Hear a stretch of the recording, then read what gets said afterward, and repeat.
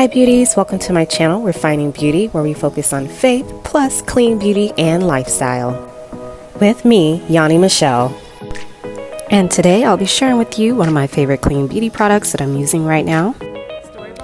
In honor of my book, Make the Most of Your College Years, A Primer for Success, I'll be sharing my personal experience on studying abroad. So be sure to like and subscribe to this channel and buckle your seatbelts and let's get started. Hi beauties, welcome back to my channel, Refining Beauty with Yanni Michelle, where we talk about faith plus clean beauty and lifestyle. So on today's episode, I just want to share with you a quick clean beauty product. The product that I have here is by Thayers, and it is a facial toner, which I got from Target, and the facial toner includes witch hazel, aloe vera formula, and cucumber. So it smells really good, and so I've been trying this product for about a week now, and I love it. I'm actually a person who lives by a toner. I've said it in previous videos, I have really oily skin, so anything that I can use to keep my oily skin at a minimum, I will use, and facial toner is one of them. And so I've tried my own toner with using the apple cider vinegar, which works fine, but apple cider vinegar is really, it has a strong scent, and so I prefer something lighter. And so I've tried other products, but recently I saw this at Target, and like I said, I love trying sample products or just mini products of items just to see if I like it first before I buy the full size. And so Target had this in their sample area for $3.99, so I thought I'd buy it. But the one thing that I do like about it is that, of course, it has a mini size that you could try out. Cucumber is a really nice smelling scent, especially when it's added to a toner. So it makes my skin I feel refreshed. I feel refreshed because of the cucumber. And like I said, toner is something that I live by, so it definitely works well for people with oily skin. If you just want to cleanse your skin before you put on your makeup, before you put on your face moisturizer or anything else, definitely use a toner. Use a toner. This product works well like any other product. I've actually heard of Thayers from other clean beauty channels and also blogs that I've read. So a lot of bloggers live by this product as well. And hey, if they've been around since 1847, I think they're doing something right. So if you use a toner and you have a product that you live by or a toner that you live by, let me know what it is. If you use Thayers, let me know what other products you use by this brand. I believe they have other products other than facial toner, but I know their main product is the facial toner. So, you know, if there's a company that specializes in something like Thayers does with the facial toner, I would say they're doing a pretty good job. So again, I really like this product. I've been trying it for a week. I live by toner. I love the scent. I love the smell. It is a vegan, clean beauty product, so it has no toxins. It's alcohol-free, gluten-free, which I don't know why they have that, but I guess that's important to people. And cruelty-free as well. So just to recap, it is alcohol-free, toxic-free, and gluten-free, and cruelty-free as well. And it is made in the US as well. And that's another thing that I look for as well. I want to know, is it made in China or is it made here in the US or any other location? So I like when products are made in the US. I feel like I'm supporting local in a sense. Is that a word? Local. I'm supporting local. I'm supporting businesses within this country. So in any case, try it out if you haven't. If you have oily skin like myself, try out the toner if you haven't done so, and just let me know if it transforms your face or if it changes anything. So on today's episode, we will be talking about studying abroad. So I just want to let you know that I got the opportunity a while back to study abroad when I was in college. And so I talk about this in my book, Make the Most of Your College Years, A Primer for Success. So be sure to go and purchase it. It's available where all books are sold. And I'll also include the link to Primer for College where you can go and purchase the book. Or again, you can visit Amazon or any other website. But back to the topic at hand. I was blessed with the opportunity to study abroad, and I will say that that opportunity was an experience of a lifetime. So I just want to share with you just a few Q&As that I've gotten over the years from people related to my experience with studying abroad. There's about 7 Q&A questions that I have here that I just want to share with you with regard to my experience with studying abroad. So number 1 is, what made you want to study abroad? So I actually did not have the idea of studying abroad. It was actually my mom's idea. I was planning to be home for the summer, didn't have any plans. I was like, okay, I'm going to get a job. I'll probably go visit some of my friends over the summer. And this was actually the semester after I graduated. So I was graduating that year. So it was my senior year in college. I was accepted into grad school. And so my graduate program actually had a study abroad opportunity for the students in that program. And so somehow my mom, being very proactive that she is, researched and said, hey, maybe you should go study abroad. You don't have any plans this summer, go study abroad. And I'm like, oh, okay, I'll think about it. And then funny enough, I actually had friends who had just studied abroad in Spain, and they were just telling me how amazing of a trip they've had and that they would love to do it again. And I'm like, okay, cool. I'm glad you guys had a good time. But in my mind, I never had the desire to go abroad. I'm like, I haven't even visited places like Texas or any other places in the U.S. There's so much to see in the U.S. Why would I want to go study abroad in another country? So over time, I thought about it for a few weeks, and I was like, you know what? My mom is probably right. I should go study abroad. And so that just brought me to the place of studying abroad. It wasn't an idea of my own. It was actually a suggestion from my mom, and I just thought to myself, it's something that I've never done before, so I should just do it. It's kind of I would say, a gift to myself for graduating from college, from undergrad, and something to do before I go start off in grad school. So the number 2 question I have here is, how much does it cost? So studying abroad is really expensive. And so if you can afford it, it is an opportunity of a lifetime, I believe. And if you can't afford it, find a summer job, start working now, especially if you're in high school or if you're a freshman in college and you're thinking you want to study abroad in the summertime, start saving up money to study abroad your senior year, your junior or senior year. It is worth it. But as far as cost, it cost me at the time, and I've been out of college for a few years, but it cost me about, I would say, roughly $6,000 to study abroad. And so that brings me to question 3 is, how long did I study abroad for?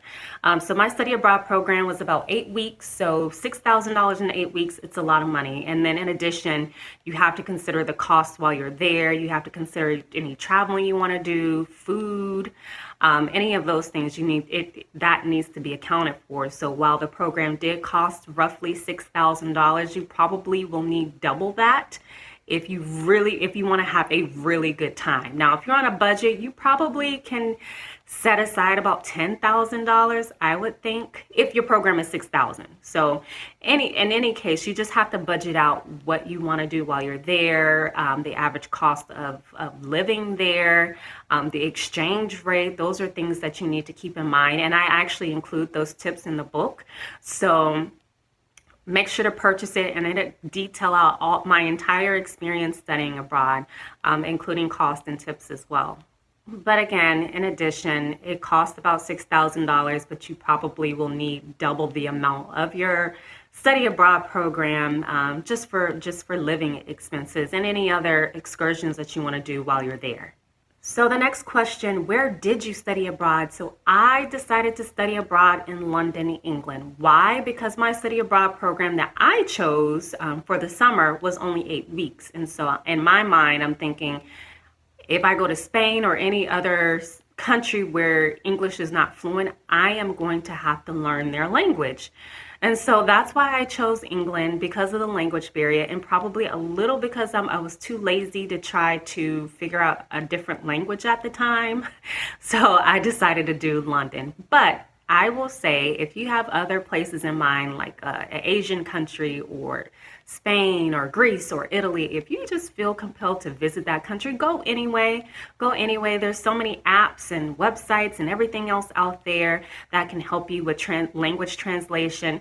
And also keep in mind, English is usually their second language anyway. So while they may not speak fluent English, I'm sure a lot of the people in these countries speak some English. So there's not a major language barrier. So I that is why I chose London for my study abroad program. Which brings me to my next question. What were your likes and dislikes while you were studying abroad? Let's just get to the dislikes because I would say there's not a lot that I disliked. Number one is that I wasn't there long enough. I mentioned it. I was only there for 8 weeks for one part of the summer semester. And so it was short for me. It flew by. So that's one of my dislikes. The other dislike is that, and I don't know if you have been to London, you know that the British food is not as flavorful. And maybe because I'm African American and we put a lot of salt and a lot of seasonings in our food. And so I will say a lot of the food in England is not well seasoned. And let me be specific. Traditional British food is not well seasoned. Now, London is very cultured. There's a lot of different ethnicities and different people of different backgrounds. So you don't have to eat traditional British food. There's a lot of other options you can choose from. Asian food, which is amazing there. The Chinese food there is probably the best I've ever had. I'm not a big Chinese food person living here in the US, but when I went to England, I loved Chinese food. Everything was so clean, and you can actually, everything there basically was just so clean. And then also there's a lot of Jamaicans in England as well, so you can eat a lot of Jamaican food. They're really big on Indian food there too. So there's a lot of other options that you can choose from in England, but traditional British food, traditional food in England is not flavorful whatsoever. It does not taste good to me. To me, being a African American woman who's used to a lot of seasonings in her food, especially with my parents and my family being from the South. So that was another thing that I did not like. However, again, London is basically a melting pot, so there's so many other food types that you can eat while you're there. And I'll just say those are the only two things that I disliked. Those are the only two things I could think of that I disliked while studying abroad, specifically in London, England. So let's just get over to what I liked.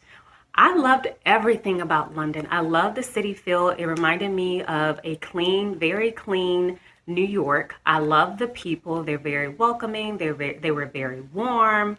The best part about my experience as well is the program. I love the program. I love my instructors. I loved everybody that was in my group. We didn't have a really large group of people specific to my program while we were in London, England. I love that we had the opportunity, or that I had the opportunity to not only study abroad in London, England, but I also got the chance to visit other countries. So I was able to go over to Paris, France. I was able to go over to Liverpool. So other cities in England or in the UK as well, I was able to visit. So those were some additional perks while I was there. Also, another cool thing that I liked while I was there is I actually studied abroad right before they did the Olympics in the UK. So I got to see all of the venues that they did. I got to watch them as they were building all the venues for the Olympics, which was pretty cool as well. There's so many things that I loved about, number one, studying abroad, and number two, studying abroad while in England. I mean, it was just an experience for me worth a lifetime, and it still is. And the funny thing is, the best part about my experience is that I met my husband while I was studying abroad. So yes, my husband is British. He is a British citizen, but his family is from Nigeria. So I got the British accent, and really it's just a blend of British Nigerian accent. But I met my husband while I was studying abroad, and so that was probably the best. As you know, what I would like the most about studying abroad. And funny enough, I met him while the weekend that I got to London. And so we got to spend the entire 8 weeks together. And while I thought it was just something fun that would happen, someone fun to hang out with while I was in London, it actually transformed into true love across the pond. So that is my experience while studying abroad. That is what I still can't believe happened while I was abroad. And we laugh and say that we're going to share our story one day, and we're going to write a book called Across the Pond about our love story. While I studied abroad, we met. And so the last question I have on here is, what was your favorite experience while studying abroad? And I would say going to Paris, France. I always thought that Paris was such a beautiful city. And so when you get there, it is. It is. And I actually was blessed with the opportunity to go back to Paris last year. And it's still just one of the most beautiful, one of the most romantic cities that you could ever go to, or that I've ever gone to so far. And so, just hanging out with my classmates while in Paris. We got to go to the Louvre, we got to go to Tour de France, and just walk around and just hang out with other college students that were in Paris. And so we were able to drink a glass of wine while we had a little we had our blankets out, and we got some food and a nice bottle of wine, and we all just kind of hung out in front of the Eiffel Tower. Now, this is before they blocked everything around the Eiffel Tower, and before you had to pay to go in that area where the Eiffel Tower is. But in any case, just to hang out and just literally watch the Eiffel Tower sparkle up at night, because I know in the summertime it changes colors, I believe. It changes colors. And so just getting the opportunity to go and just to sit and hang out with friends and have a nice glass of wine and eat cheese. And the cheese there is amazing, by the way. But in any case, one of my favorite and fond memories while studying abroad is getting the opportunity to go to Paris, France. Because in my mind, just being a girl from a small town, I never thought that I would be able to experience that opportunity. And then I'm so blessed with the opportunity now that since my husband is a British citizen, we go to Europe quite often.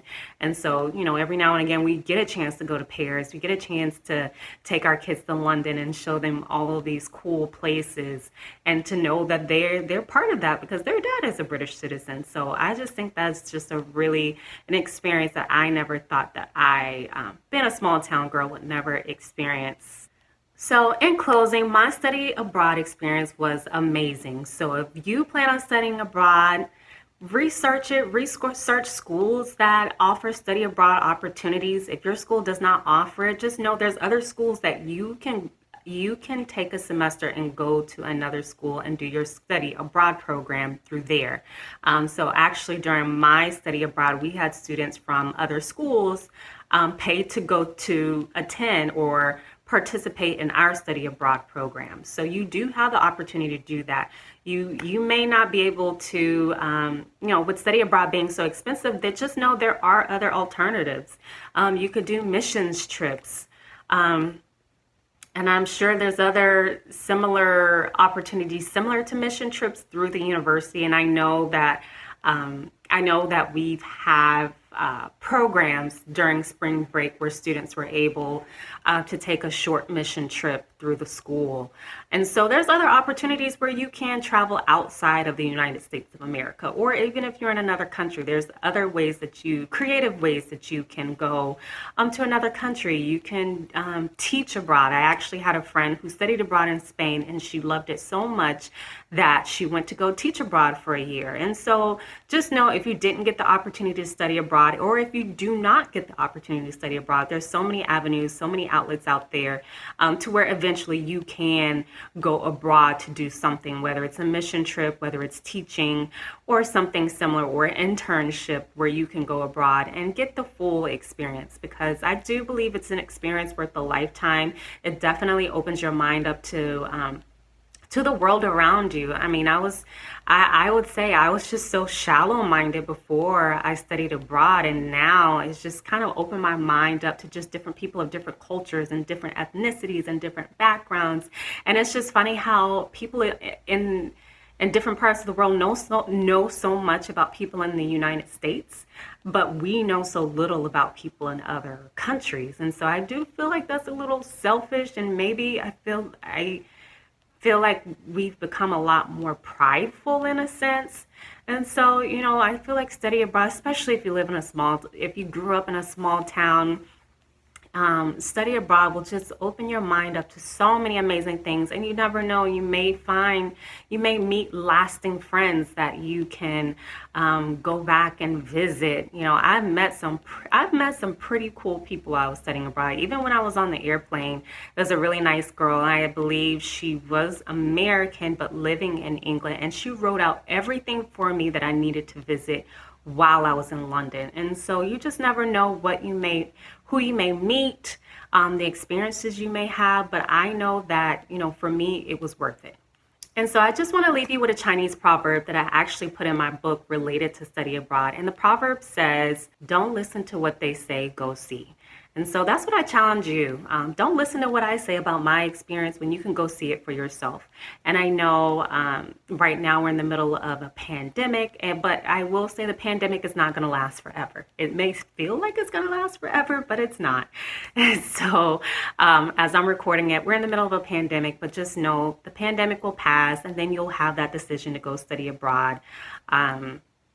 Experiences post-pandemic may be a little different, but again, I believe that studying abroad is an experience worth a lifetime. So don't listen to what they say, go see. Also, be sure to purchase my book, Make the Most of Your College Years, A Primer for Success, written by yours truly, where I share my detailed experience with study abroad. I provide tips on how to pay for study abroad. I provide tips on what to do while you're there as well. It's a chapter full of wisdom, so make sure you go buy it. It's available where all books are sold. So if you enjoyed listening to my experience, make sure you share it with someone who may be wanting to study abroad, and also subscribe to my channel. And I'll see you guys in the next episode. Take care. Bye.